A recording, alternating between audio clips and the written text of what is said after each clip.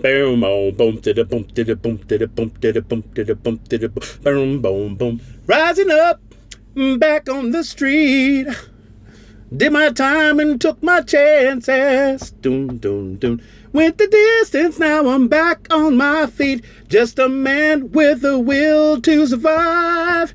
It's the eye of the tiger and the thrill of the fight. Rising up to the challenge of our rivals. And the last known survivor stalks his prey in the night. And he's watching us all with the eye of the tiger. Boom, boom, boom. 100 Laos Tigers, Tigers, Tigers, Tigers. All right, guys, I was Eye of the Tiger by Survivor.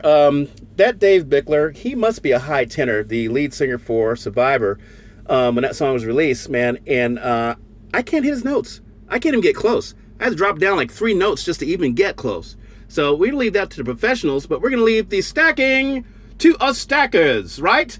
Because us stackers, we are survivors. And us stackers, we're like tigers. We like to stalk our favorite prey, gold and silver, bullion grade, on sale if we can get it.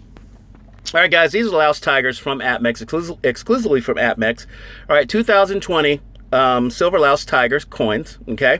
And the reason why I'm a little piggy about these, a little piggy about coins like these, is because they're first runs, all right? And, you know, they come out in low mintage. I think the mintage for these are probably about 10,000. And if these are 100 of those 10,000, guess what I did? Do the math. That's right. Silver 5150 has cornered 1% of the 2020 Laos Tiger silver coin market. That's right. I'm not a hunt brother, but I've hunted down 1% of these coins, and I have them in my possession. I own 1% of the entire run of 2020 Laos Tiger silver coins. Is that not cool? It cost a mint, but it was worth it. All right, we could go ahead and talk about these coins all day, and I think we're just going to pan around on them, and we're going to get to the show because yesterday we ran kind of long. All right, but we do want to talk about hyperinflation today. We want to go over, you know, some things that's happened in recent history, and we want to try to figure out if we can parse that against what we're looking at now and what it's going to look like when it's time for us to pay our dues, to pay the bill for all this debt that we've racked up. Well, the governments and banks have racked up, but we're going to have to pay it, right? The taxpayers. Okay. So we're going to go into hyperinflation. We're going to talk about Venezuela, right? And we'll see if we can figure out what the hell is going to work for us later. So we use their example. Now, here's some fun facts about Venezuela.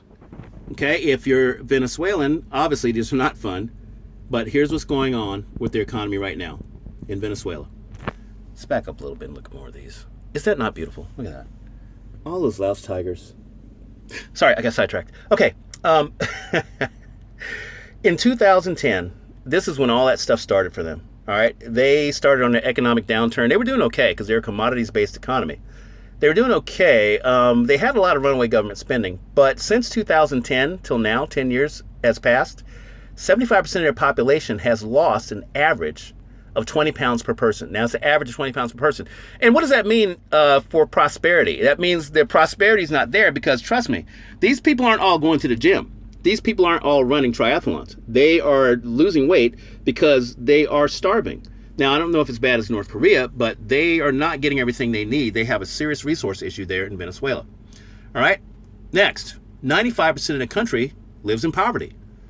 3.5 million people have left that country since this all started. That's 11% of the population. All right. Now, let's back up a little bit to that. Let's back up a little bit and talk about what it means when 11% of your population leaves a country that they know is about to sink into the depths. That means that these people were either prescient, moving ahead of things, preparing for things, sound familiar, like stackers, and they had the resources to get out of there if they weren't prescient enough, but they had just enough time to escape. You need to have the resources because if you're getting out of a country that's a semi-closed society, you might not just be able to leave. You might not just be able to go to the airport in Caracas and, you know, jump on an airplane and leave. You might have to work your way through that area and maybe bribe some people and stuff just to get the heck out of there. And you're going to need some hard money to do that. Credit cards are not going to do it. Bitcoin is not going to do it. Could you imagine trying to bribe a Bolivian, not Bolivian, that's the Bolivars what they use, but a Venezuelan, officer or border guard or somebody, assuming that they're, of that mind with Bitcoin? Oh yes, I've got like 20 Bitcoin. If you could just get my family out of it, probably shoot you. Who knows? Just kidding. Bitcoiners, I'm sorry. I'm on your side, but yes, you can't use that to get out of a country. All right, but these people, they had the resources and they had the wherewithal to get the heck out of there. 11% of their population has left since 2010 because of this downturn, because of the malaise they're in. All right, the third most violent country in the world is Venezuela. It's become the third most violent country in the world. All right, and I think it's largely attributed to corruption, but then a good part of it is starvation. Starvation will make you crazy, okay? It will. It'll either make you crazy by means of you starving yourself and not being able to get anything to eat, because if you try going without eating for like 4 or 5 days and see what state of mind you're in at that point. You might not have a crazy appetite, but you are not going to be in your right mind. You're going to be lightheaded. You're going to be gullible. You're going to be susceptible to all kinds of stuff. And you're going to have lowered inhibitions, which means you're going to be perfectly comfortable beating somebody over the head with a brick and taking what they have so you could have something to eat. Maybe. I don't know if you can do that or not. Some people have better constitution than that, and they're stronger than that. But starvation will make you crazy. It will. Okay? Especially if you see a loved one starving and there's nothing you can do, or you're powerless to do something about it. You're going to do something about it, and you're going to do something crazy about it because you love that person. That's how love works. All right? Me, back when I was young, I was on my own, probably about 15 years old, and I was out there and I thought I had it all figured out. I had a job and I was making some money, but one week I mismanaged my money just a little bit. And I ended up not eating for 4 days. And let me tell you something. That happened once. And I guarantee you, I had an income every single day from that point on, and never, ever let that happen again. That was miserable. And I wouldn't recommend anybody go through that. I certainly hope nobody has to go through that. If you are going through that, then we're trying to change things. We'll see what happens. But it's pretty rough. All right, so that was bad for me. All right, so unemployment there in Venezuela right now is about 50%, okay? And that's considered the worst in the world. Okay, but the United States, we've got some weird numbers. Now, we get the numbers they give us. We have the numbers that are actually out there. But I'd have to say if we took people that are unemployed and underemployed, we'd probably be around that 50 percentile number too. Underemployed means you're probably working less than 32 hours a week. Nobody can get by on that unless you're like a contractor or a lawyer, and even those guys will argue with you about that. Okay, so we'll see how our employment numbers do as we go down the line. Remember, we're waiting on those third quarter numbers that can come out the second quarter numbers are going to come out in July. So you have to do the whole quarter in July for January through June. And all the job losses and all of the economic shortfalls and all that stuff's going to come in there. All right, moving right along. Hyperinflation there is a result of them having corruption, like I said before, and being in a commodities-based economy, in this particular case, oil. Okay, so they were already headed downhill with the runaway government spending, but there was a big drop that happened in 2015. That first big drop in 2015 really socked it to them. And I don't know if you guys remember, I think it was in July of 2015, oil had gone down over the course of 30 days from $76 a barrel to $26 for a total drop of like 60%, 66%. And that really just put the nail in the coffin for them, and it's been downhill ever since. All right, more stats. Venezuela's debt to GDP ratio, I cannot say that, is about 10 to 1, and that's the worst in the world also right now currently. A GDP ratio of 10 to 1 means that they owe 10 times as much in sovereign debt that's held by other countries or entities than they actually bring in a calendar year. That's what the debt to GDP ratio is, 10 to 1 in Venezuela, the worst in the world. Okay, and now the money, the money in Venezuela. Which is the bolivar, but the stock market, the Venezuelan stock market, that's based in Caracas, their big city, there is the best performing stock market in the world. Yes, that's right, the Venezuelan stock market. If you want performance, you want gains, you want momentum, you got it. Invest in the Venezuelan stock market, the Venezuelan index, all right? And here since January 2019, the last 18 months, the stock market has rose, get ready, some 340,000% in the last 18 months. However, you could probably imagine it's not worth very much anymore, right? You can be in it, but you're not going to really win anything. I think it's about maxed out. Okay, Now, these are some statistics that me and the stackers out there, you guys, stackers, we really love these because we've heard some of these stories before, some of these stats before about an ounce of silver in Venezuela that's worth about 99. It was worth, okay, so let's start back again. In January of 2019, the Venezuelan bolivar was in 2019, an ounce of silver in Venezuela was worth about 9,900 bolivars, okay? But today it's worth about 3.4 million bolivars, okay? So 9,900 bolivars at the beginning of 2019, 18 months later, that same ounce of silver is worth 3.4 million bolivars for an increase of 90,000%. Remember, the stock market rose 340,000% in that same time, which means even in Venezuela, silver's manipulated down relative to stocks. Stocks are outperforming silver according to their index by a factor of 6 to 1 or something like that. Or no, I'm sorry, 4 to 1. Anyway, so how important is silver? Silver is very important. It's important enough for the price to be manipulated in a broken country. All right? And this is around the globe, man. It's not just the United States. Everywhere around the globe, central banks and governments know they need to keep silver beat down because people have an inherent natural yearning to use it as money, and they want to make sure they keep that buried in fiction. Okay? They want to make sure people don't ever, feel the urge to do that. We feel the urge to do that. We've got the itch to do it. We've got the bug that has bit us, and we are stacking like crazy because we know silver's supposed to be money. It feels right, and it feels good. Clink that silver together. Do the silver test.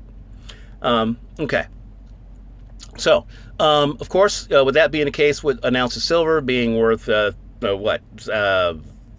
some 3.4 million bolivars for 1 ounce of silver, you can currently buy 1 month's worth of groceries with 1 ounce of silver in Venezuela. All right? You can buy 1 month's worth of groceries with 1 ounce of silver in Venezuela for 4 people. That's right. A month's worth of groceries for a family of 4 for 1 ounce of silver in Venezuela. However, there probably isn't 1 month of groceries in any one spot in Venezuela right now. Resources are so low. It's crazy. It's crazy, what you have to go through to buy stuff. And in fact, the same people that, before they left, the same people that had a lot of money and resources, what they would do is they would actually pay people to stand in line because they had these crazy lines from hell to get, eggs and butter and bread and, whatever kind of resources they wanted. If they wanted a new cell phone, you had to wait outside, and wait in line and stuff. And so they would pay people to go and get this stuff for them, to stand in line and do this. All right. But it just all points to how bad the resource issue is in Venezuela. Venezuela's problem is a lack of resources. They simply don't have it. There may be people still there to have money, but that's the real issue, about what's going on. It's not necessarily about hyperinflation, and it's not necessarily about stacking. You can have all the stack you want. You can have all the hyperinflation there is, but if you don't have the resources or you're not resourceful enough to use this or find stuff, you're going to be in trouble. All right. So to recap, the real issue here is not hyperinflation. It's not even about stacking. It's more about resources and resourcefulness. You can get gold and silver, although admittedly it's a lot harder in some countries than others. Okay, but you can still get it. You can get it and you can have it. But do you know how to use it when the time comes? Do you know how to use it?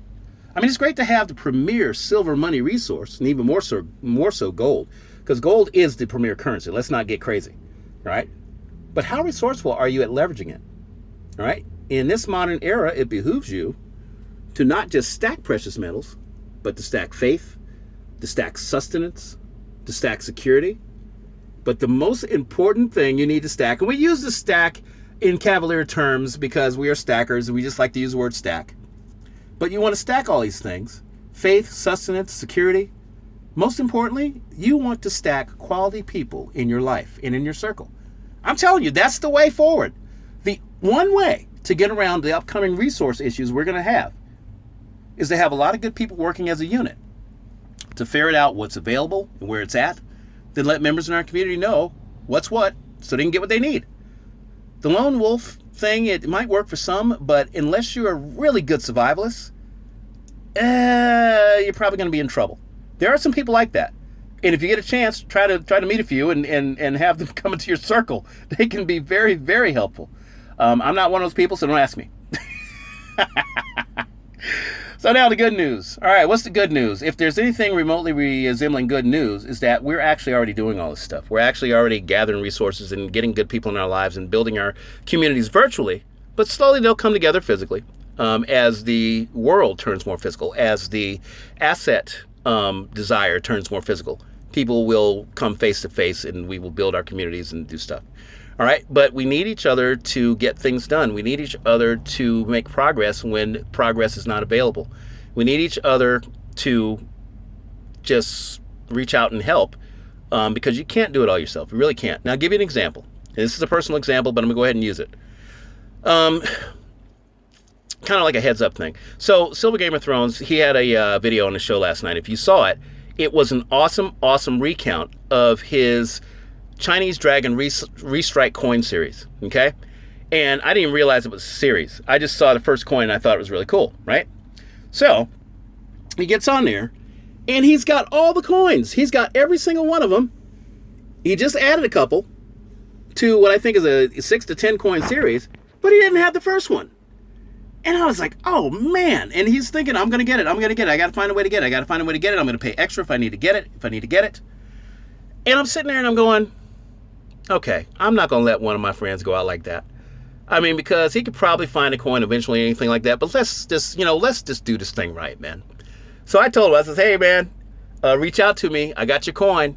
I got it. But let me know if you're interested and stuff. But if you want the coin, I'm going to want something from you. So we made a deal. I think it was a good deal for both of us because he's going to help me out with some things that I simply can't do myself. Okay. And then I'm helping him out with a coin that he can probably get himself, but he won't get it nearly as soon as he will getting it with me. And I feel good about being part of that and helping him complete that set. Because, I don't know, it's just a little OCD thing with me. It's like, I got to have things a certain way. I don't know if you could tell that.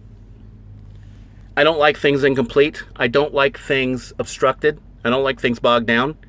And so this felt good to help him create something or finish something that would have otherwise probably been difficult, to say the least, and that he's going to be able to help me do something that I thought was mountainous and impossible. And I think that's going to work out for both of us. So, I mean, had we not ever met, things would have turned out different, but I think things turned out better this way. And so that goes for everybody in our community, okay? That goes for everybody in our community. So we need to realize that as human beings, we are the natural resource. We are the most vital resources. It is vital that we stick together. All right? It's vital we stick together, which why I just don't feel like there's any time for all this social upheaval we have lately. I mean, the issue is there and the issue is real. But honestly, guys, there's so many things out there already that can get you. COVID-19. COVID, excuse me. So many things out there that can get you. All right? You get my drift. It's about us. It's about us as people first, and then stacking and resources and whatever next. Because without things in that order, it's just going to make stuff a lot tougher.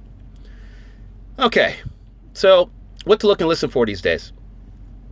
What to look and listen for these days in a modern era in our countries, because the talking heads are talking all the time. The government and the banks are out there, and I think Jerome Powell, who runs the Federal Reserve, he's actually talking 3 times faster than he used to when he first came on, which is about half as fast as me.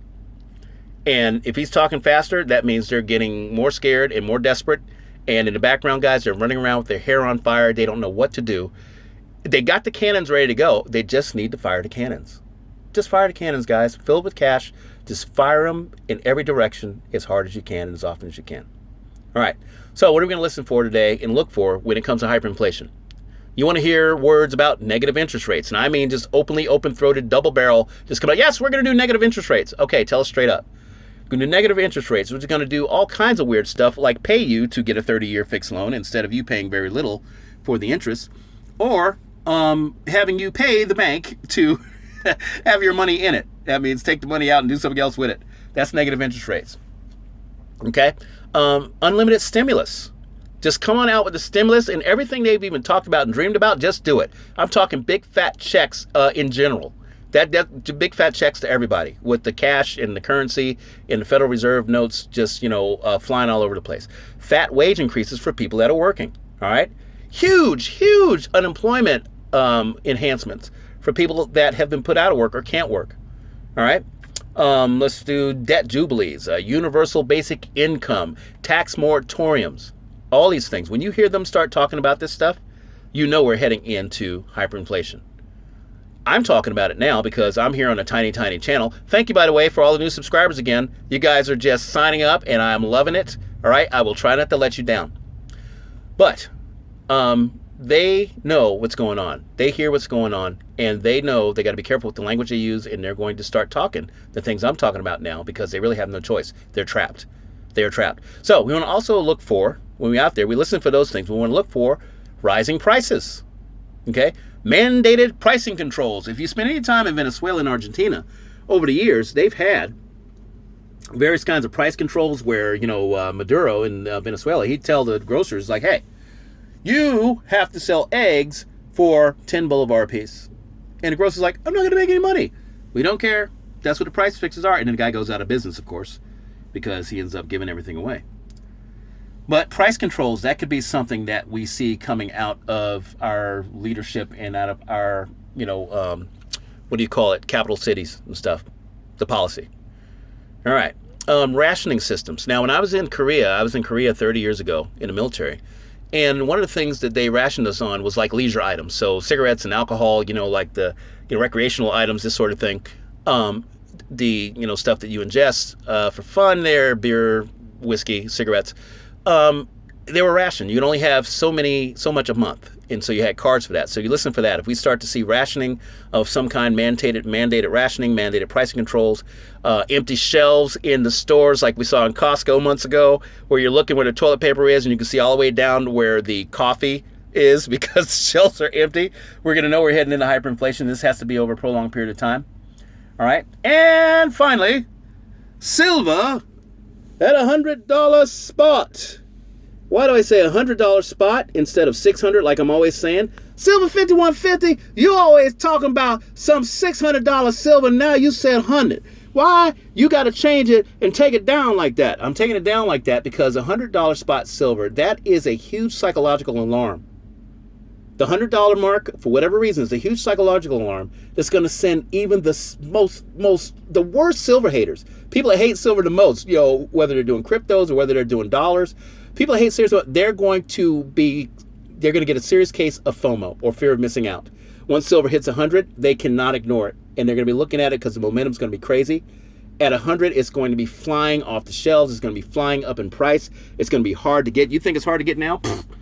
That's nothing. You wait till we get to that $100 spot price, and that's going to trigger that alarm, and everybody is going to be trying to pile in. Because gold at that time is probably going to be more like $30,000. And nobody's going to be going after an ounce of gold at that point. People that have ounces of gold are going to be selling them and using them and buying stuff.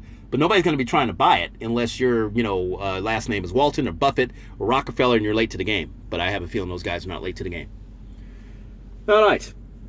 So all the things we talked about and the things I showed you last week. You remember Extra's pyramid, that inverse pyramid, where eventually, you had all the derivatives and stuff up top and then you had like gold and silver at the bottom. That's where all the most illiquid assets that are in the derivative sky and in the banks and trapped in the money pit, and money velocity is not moving because all that junk's sitting up there. When all those illiquid assets have to make their way to the bottom, and they have to come down to the bottom because nobody's going to want them. People are going to try to liquidate them. And those assets are going to funnel into gold and silver, the most liquid assets. The dollar is not the most liquid asset. I know it's known throughout the world, but there's some spots in the world where the dollar is just not going to work. Probably in the Congo, probably in parts of Antarctica. Who knows? But gold and silver will always work if you need something there. If you need to get some seal fat, I bet you can get some with gold and silver faster than you can with dollars in Antarctica. All right, so the most illiquid assets are going to have to make their way down into the most liquid assets. That's why you want to have that stuff now. All right, don't wait. Gold and silver, got to get some. Stack it as hard and as high as you can within reason. Don't hurt yourself, don't hurt your families, but don't stop. Continue stacking. Find the deals, get what you want, get what you like, because when you buy what you like, you don't feel so disappointed. And you actually, even if you overpay a little bit, you're like, but I got what I like. I like looking at it. I like touching it, just like with these. I paid $22 for these when they first came out. I bought 1% of the market, as you well know. And they've gone up to about $30 here in the last, I'd say, 7 months. That's not a bad return, but it's not about the returns for me. I want to be able to spend these in Laos have a party in Laos maybe with you guys or something. That's the way I see things. I see things in the context that silver coined as money is going to be able to be used as money at some point in the prospective areas that they are made for. All right, so I think I've gone long anyway, but you know what? I like hanging out with you guys, and I'm kind of sad the weekend's ending, but I got a lot of stuff to do this week. I'm sad the week's ending, and you guys go out and enjoy the weekend, okay? You go ahead and do that. So I'm going to leave you with all that to digest on, some food for thought. Just thinking about, what we can expect from hyperinflation when it starts to head this way, what to listen for, what to look for, and know that we are the most important resource, and we need to get together, stick together, and work together. All right? Okay, that's it. I'm Silver5150 telling you that your stack is not whack, and that just 5 ounces to your name puts you 99% ahead of the game. Like, share, subscribe, comment. We'll see you Monday morning for the morning update. Now go on and take out the weekend. Have fun. Ciao.